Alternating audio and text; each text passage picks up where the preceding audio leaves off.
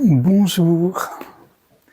Alors aujourd'hui, je vais vous lire des extraits d'une parution toute récente des éditions L'Originel, anciennement Acarias L'Originel. Donc ce sont de nouveaux éditeurs qui ont repris cette maison. Je leur souhaite tout le succès du monde, tant j'aime cette maison d'édition.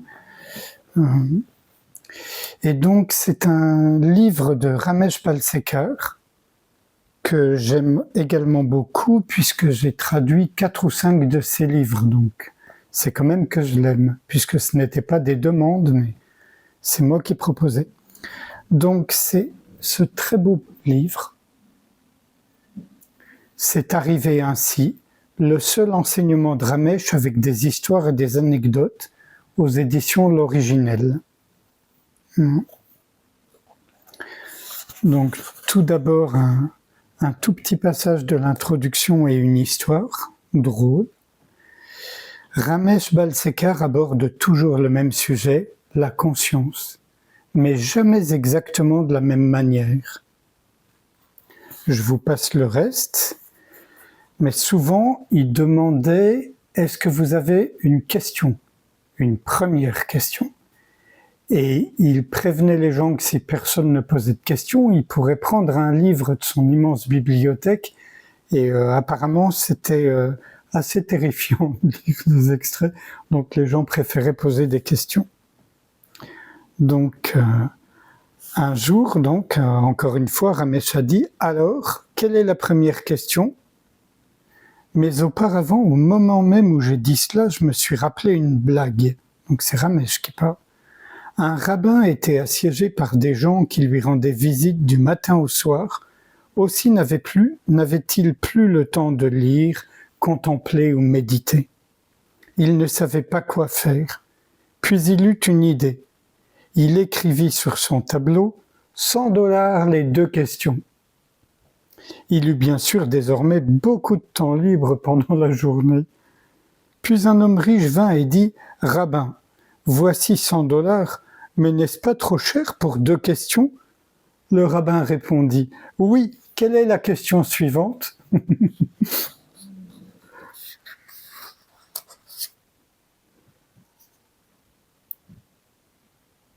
Une autre histoire qui raconte que peut-être vous connaissez ceux qui ont lu Ramana Maharshi.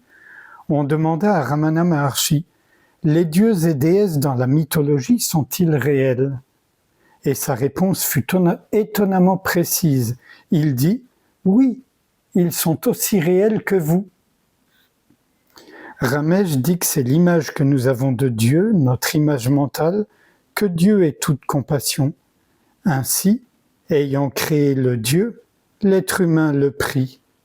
Alors il se passe qu'il attend de Dieu non seulement qu'il réponde à ses prières, mais que les réponses soient conformes à ce qu'il veut.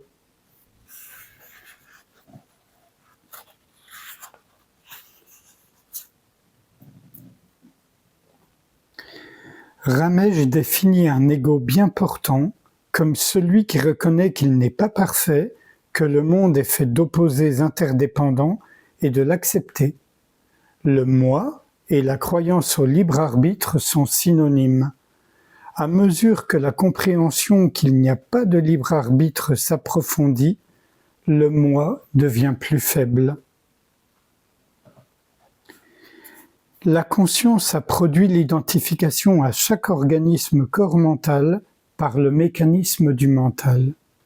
Le mental, ou l'ego, est la vraie cause de la séparation, et cela n'est pas la faute de l'humain.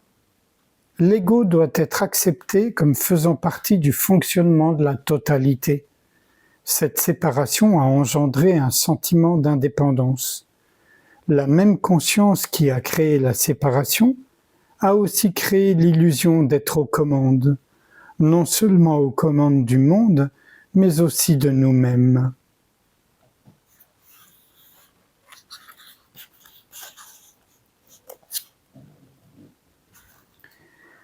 Adopter la position de témoin signifie qu'il n'y a pas d'implication. Être témoin peut se produire même avec la plus petite compréhension intellectuelle.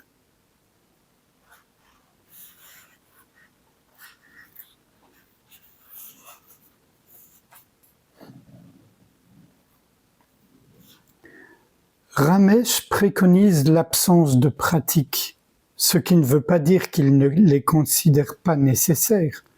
Il dit que si elles le sont, vous serez attiré par elles et vous les pratiquerez. Et quand elles ne seront plus nécessaires, elles disparaîtront. Et il y a un processus qu'il recommande, c'est le processus d'auto-investigation.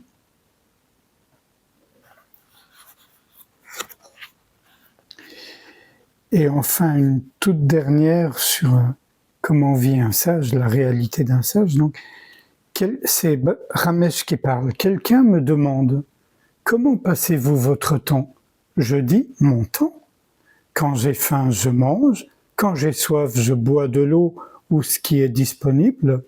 Quand je sens le besoin de marcher, je marche dans mon appartement. Et quand il y a des gens qui veulent parler, je parle. En d'autres mots, la vie est incroyablement simple. »